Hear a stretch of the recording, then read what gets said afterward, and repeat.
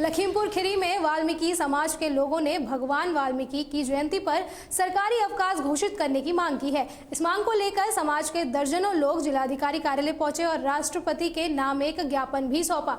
वाल्मीकि समाज का कहना है कि साल 2017 में कई महापुरुषों के अवकाश रद्द किए गए थे, लेकिन भगवान वाल्मीकि को सिर्फ महापुरुष नहीं बल्कि भगवान माना जाता है। इसलिए समाज की भावनाओं का सम्मान करते हुए उनकी जयंती पर अवकाश बहाल किया जाना चाहिए।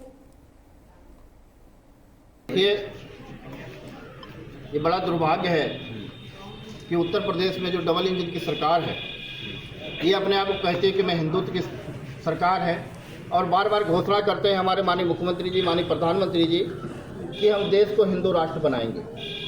तो मेरा सीधे सरकार से, माननीय मुख्यमंत्री जी से एक सवाल है कि भगवान वाल्मीकि को आप किस श्रेणी में रखते हैं? अगर वो महापुरुष की श्रेणी में रखते हैं तो ये समाज उनसे जवाब मांग रहा है कि महापुरुष अगर थे, महापुरुष व्यक्ति होता है, वो जन्मा हुआ व्यक्ति होता है तो उनके माँ बाप कौन थे, उनका जन्म स्थान कहाँ है, ये समाज को बता दे तो हम लोग भी उनको महापुरुष मान लेंगे। ये समाज उनको भगवान मानता है, इसलिए हम लोग जयंती नहीं मनाते हैं, प्रकट उत्सव मनाते हैं। तो दुर्भाग्य है कि जिसने भगवान राम की मर्यादा बचाई, जिसने सीता को अपने घर में रख के शरण दिया, लवकुश को पालनहार, उनको तो भगवान आप मानने को तैयार नहीं हो।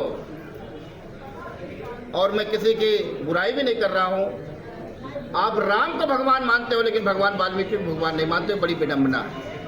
तो ये समाज के लोगों में आक्रोश है। आज मैं ज्ञापन यहाँ देने आया था, कम संख्या में आया था। एक सप्ताह के बाद मैं ऐलान करता हूं कि पुनः ज्ञापन देंगे और बड़े पैमाने पर ज्ञापन देंगे। और जब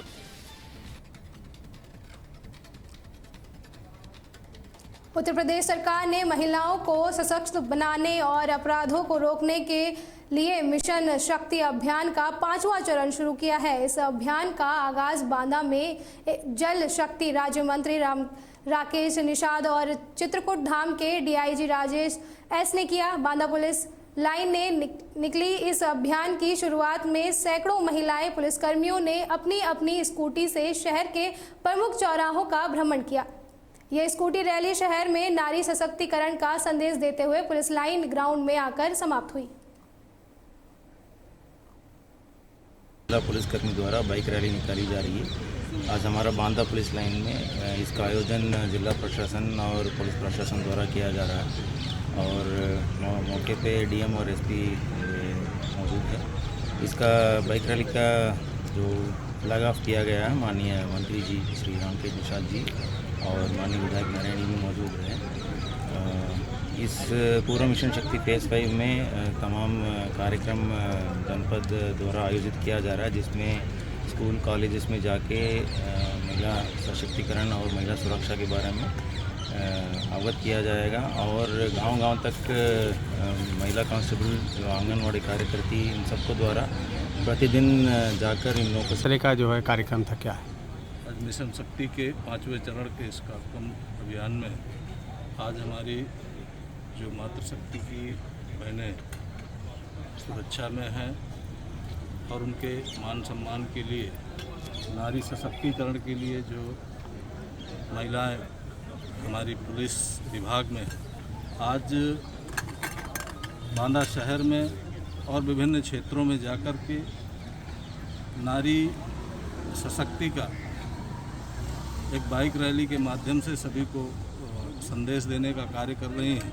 निश्चित रूप से जो हमारे प्रदेश की और देश की महिलाएं सशक्त होंगी, हमारा प्रदेश भी समृद्ध होगा।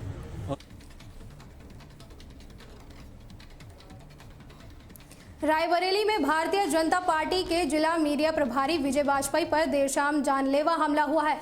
हमले का आरोप पार्टी के ही कार्यकर्ताओं पर लगा है, जिससे भाजपा के भीतर गुटबाजी का मामला सामने आया है। यह घटना शहर कोतवाली क्षेत्र के रेलवे स्टेशन के पास हुई, जहां कथित तौर पर भाजपा नेता नवजीत सिंह सलूजा ने विजय वाजपेयी को मिलने के लिए बुलाया और फिर अपने साथियों के साथ उन पर हमला कर दिया। इस हमले में वाजपेयी को गंभीर चोटें आई हैं, जिसके बाद उन्हें इलाज के लिए जिला अस्पताल ले जाया गया। उन्होंने इस संबंध में शहर कोतवाली में शिकायत दर्ज कराई है। पुलिस ने भाजपा के पूर्व नगर अध्यक्ष अखिलेश तिवारी और वर्तमान नगर अध्यक्ष नवजीत सिंह सलूजा सहित लगभग आधा दर्जन लोगों को नामजद किया है। पुलिस ने मामले की जांच शुरू कर दी है। के अध्यक्ष नवजीत सिंह जी का जन्मदिन था। उन्होंने सुबह हमने बधाई दी थी, सो रहे थे। शाम को उन्होंने 5:30 पौने 6 बजे हमें फ़ोन किया। मैं मार्केट जा रहा था नवरात्र का सामान लेने, मैं उनसे मिलने गया। वहाँ पहले से ही मौजूद भारतीय जनता पार्टी के पूर्व नगर अध्यक्ष अखिलेश तिवारी, सौरभ पांडे, शशिकांत शुक्ला सहित 6-7 लोग अन्य थे। वहाँ ये हमसे गर्मा गर्म बहस करने लगे, फिर गले में हाथ डाल के किनारे ले गए। बोले बहुत बड़े नेता बनते हो, उल्टी सीधी पोस्टर डालते हो, तुमको मैं देख लूँगा। तो हमारे मुँह से निकला जो देखना अब अभी बता दो, बात के लिए धमकी क्यों दे रहे हो। तो मेरा कॉलर पकड़ के और मुझको पकड़ के उन लोगों ने बहुत कायदे से पीटा। किसी तरह मैं वहाँ से जान बचा के राहगीरों की मदद से मैं अपने घर पहुँच पाया, जिससे मेरी आँख में, मेरे सर में, मेरे सीने में, मेरे हाथ में ये देखिए अब भी निशान बने हुए हैं। गंभीर चोटें आई। हमारी आँख पूरी लाल है, बाईं आँख से मुझे दिखाई नहीं दे रहा। पुलिस को सूचना दिया आपने? हमने पुलिस को भी सूचना दे दिया और कल श्री अमित सिंह को भी सूचना दे दिया और शहर कोतवाली श्री शिवशंकर सिंह को भी हमने अवगत करा दिया है। उन्होंने कहा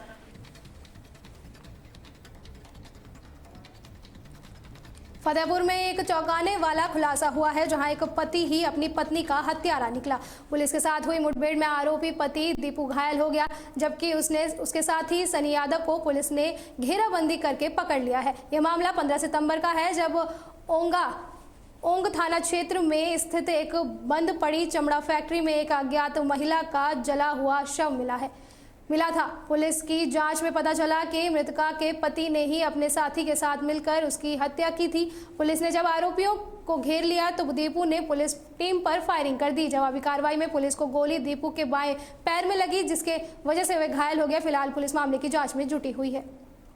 22 सितंबर 2025 को रात्रि में थाना की पुलिस को एक मुखबिर द्वारा सूचना दी गई कि 15 सितंबर 2025 के दिन चमड़े की बंद पड़ी फैक्ट्री में जो महिला का जला हुआ शव प्राप्त हुआ था, उसके हत्यारोपी खानपुर से होकर बड़ाहाट जा रहे थे। सूचना पाकर पुलिस द्वारा त्वरित चेकिंग लगाई गई और 2 युवक जो मोटरसाइकिल पर सवार थे उनको रोकने का प्रयास किया गया। पुलिस को देखकर उन्होंने अपनी बाइक एक कच्चे रास्ते की ओर मोड़ ली, जहाँ वह फिसलकर गिर गई। खुद को पुलिस से गिरता हुआ देखकर एक व्यक्ति द्वारा पुलिस पर निशाना साधकर फायर किया गया। पुलिस द्वारा भी आत्मरक्षार्थ उन व्यक्तियों पर फायर किया गया, जिसमें एक व्यक्ति घायल हो गया। घायल व्यक्ति की पहचान दीपू पासवान के रूप में हुई है एवं अन्य व्यक्ति सनी यादव है, जिसको पुलिस द्वारा घेर कर पकड़ लिया गया है। प्रश्नगत प्रकरण में थाना में सुसंगत धाराओं में मुकदमा पंजीकृत कर लिया गया है एवं घायल व्यक्ति को CHC भेजा गया है। ज्ञात हो कि विगत 15 सितंबर 2025 को थाना ओम के क्षेत्रांतर्गत एक चमड़े की बंद पड़ी फैक्ट्री में एक महिला का जला हुआ शव मिला था। अनावरण के क्रम में महिला की शिनाख्त रेशमा पत्नी दीपू पासवान निवासी कानपुर नगर के रूप में हुई है। आरोपियों से पूछताछ के क्रम में यह बात प्रकाश में आई है कि उसके पति दीपू हमीरपुर में पुलिस की एक मुठभेड़ का वीडियो सोशल मीडिया पर तेजी से वायरल हो रहा है, जिसमें पुलिस की कार्रवाई पर सवाल खड़े किए जा रहे हैं। वायरल वीडियो में पुलिसकर्मी एक मुठभेड़ में घायल हुए अभियुक्त विवेक राजपूत से ओवर एक्टिंग करवाते हुए दिख रहा है। वीडियो में अपहरण के आरोपी विवेक राजपूत को पैरों में कपड़ा बांधकर लंगड़ाते हुए और पुलिसकर्मियों के कंधे का सहारा लेकर चलते हुए दिखाया गया है, जिसके बाद से हमीरपुर पुलिस की कार्यशैली पर सवाल उठ रहे हैं।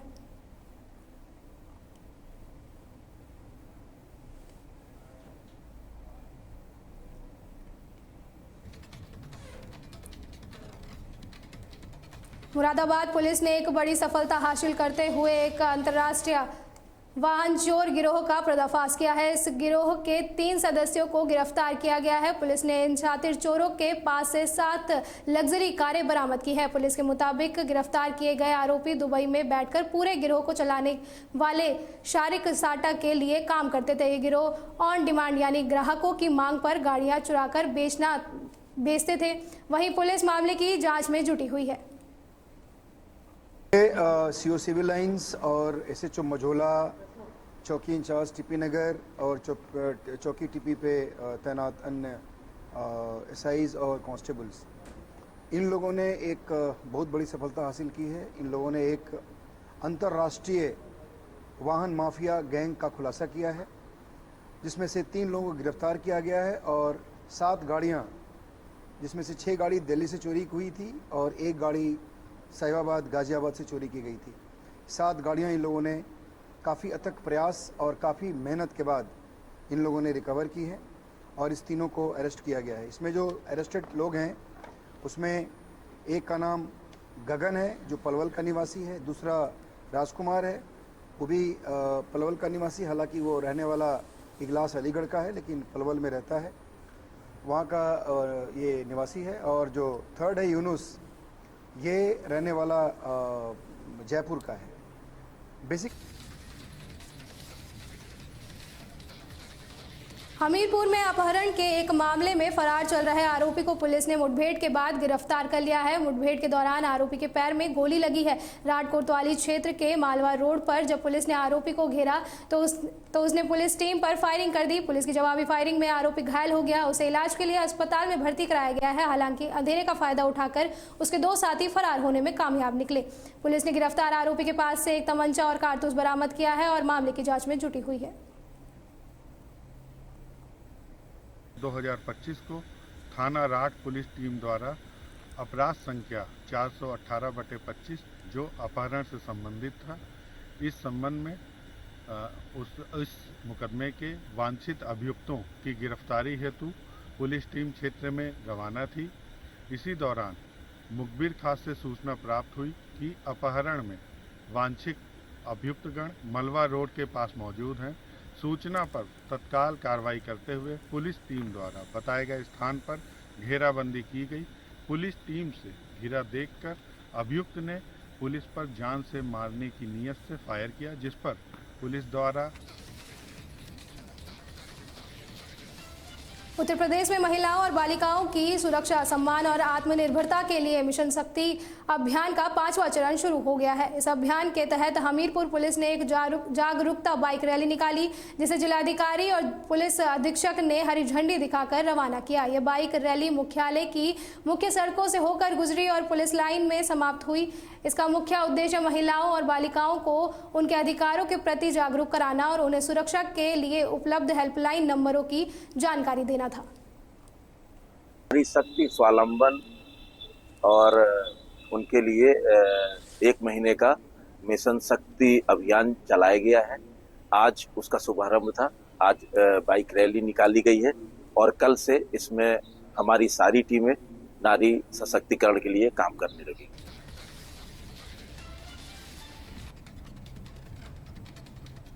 हापुड़ के धौलाना इलाके में स्थित यूपीएसआईडी में एक बंद पड़ी केमिकल फैक्ट्री में भीषण आग लग गई। आग इतनी तेजी से फैली कि फैक्ट्री का टीन शेड पूरी तरह से गिर गया। आग की सूचना मिलते ही दमकल विभाग की कई गाड़ियां मौके पर पहुंची, लेकिन केमिकल के कारण आग बुझाने में काफी परेशानी हुई। बताया जा रहा है कि यह फैक्ट्री कई महीनों से बंद थी और इसमें पॉलीथीन पर केमिकल से छपाई का काम होता था। फिलहाल आग लगाने के कारणों का पता नहीं चल पाया है। ये अभी तक पता नहीं चला है, क्योंकि वो फैक्ट्री जो थी 2 महीने से बंद थी और बिजली कटी हुई थी और उसमें एक ही आदमी रहता था, वो भी ऊपर रहता था और सोलर से वो बिजली लेता था। तो ये तहकीकात तो करनी चाहिए कि आग का कारण क्या था। बाकी फैक्ट्री का बहुत क्षतिग्रस्त हुआ है और जो स्वर्गीय राजीव कुमार शर्मा जी, जो कि पिछले 24 अगस्त को अभी 2025 में जिनका देहांत हो गया था, अब वो फैमिली के साथ हमारी MGRAW की सभी की उनके साथ सिंपैथी है कि हर तरह से उनका सपोर्ट किया जाए। सभी डिपार्टमेंट को हम कहेंगे और उनके साथ खड़े रहेंगे, एसोसिएशन उनके साथ खड़ी रहेगी, क्योंकि वो उनकी वाइफ और कैम नाम से एक यूनिट है जो प्रिंटिंग का काम करती थी और लगभग बता रहे हैं, जैसा बताया कि 3 महीने से बंद पड़ी थी। तो इसमें अचानक आग लगी थी, जिसकी सूचना फायर स्टेशन पिलखवा और हापुड़ को मिली। तुरंत घटना स्थल पर जनपद से 6 गाड़ियों को रवाना किया गया और आग को पूर्ण रूप से कंट्रोल कर लिया गया है। हादसे का क्या कारण रहा बता रहे? विद्युत लाइन भी कट थी और फैक्ट्री बंद थी, फिर आग यूनिट बंद थी। ये जांच का विषय है, कैसे आग लगी ये जांच के बाद ही पता लगेगा। किस चीज़ की ये फैक्ट्री थी और किस केमिकल का इस्तेमाल किया जाता था? ये इंक होती है जो प्रिंटिंग। ललितपुर में बजाज फाइनेंस घोटाले से जुड़े एक मामले में पुलिस द्वारा की गई कार्रवाई के विरोध में व्यापारियों ने जोरदार प्रदर्शन किया। ये प्रदर्शन तब हुआ जब मोहर बनाने वाले एक दुकानदार के पिता ने आत्महत्या कर ली थी, जिनके बाद न्याय की मांग कर रहे लोगों पर पुलिस ने मुकदमा दर्ज कर दिया था। व्यापारियों ने कलेक्ट्रेट परिसर में धरना दिया और पुलिस विभाग के खिलाफ जमकर नारेबाजी की। उन्होंने जिलाधिकारी को मुख्यमंत्री को संबोधित करते हुए ज्ञापन सौंपा, जिसमें पूरे मामले की उच्च स्तरीय जांच की मांग की गई है। इसके साथ ही व्यापारियों ने निर्दोष व्यापारी के खिलाफ दर्ज मुकदमे को तुरंत खत्म करने की भी मांग की है। वो जो लड़का है तो मोहर की दुकान की शिवम राठौर पर जो घटना हुई है, उसकी एक छोटी सी दुकान है तुमन मैदान के पास में, और वो जो एक बजाज कंपनी में कोई घोटाला चल रहा है, उसके बारे में पुलिस ने उस लड़के से ज़बरदस्ती मोहर बनवाई है और उस पर केस मुकदमा दायर किया है। पहले उसको पिताजी को उठाया, पिताजी के साथ साथ बच्चे को उठाया, फिर पिताजी को छोड़ दिया किसी कारण से पिताजी, और उस पर FIR करके उसको जेल भेज दिया। तो पिताजी को ऐसे छोटे से केस में एक कहावत भी है बुंदेलखंड में, ककड़ी के चोर को फांसी की सज़ा नहीं दी जाती है, लेकिन उसको ये लगा पिताजी को कि हमारे बच्चे को ककड़ी की चोरी करके हमारी फांसी की सज़ा दी जा रही है। तो वो अपने आप में इलाहाबाद गया, वहाँ से उसको राहत ना मिली तो वो टीकमगढ़ आके एक लॉज में रुक गया। वहाँ उसको अपने बच्चे की जो उसके साथ जो घटना घटित हुई है उसको सहन ना कर पाने के बाद उसने अपना आपा खो बैठा और वो फांसी के बंदे पर लटक गया। उत्तर प्रदेश की खबरों में फिलहाल के लिए इतना ही। आप बने रहे तहलका डिजिटल के साथ। नमस्कार।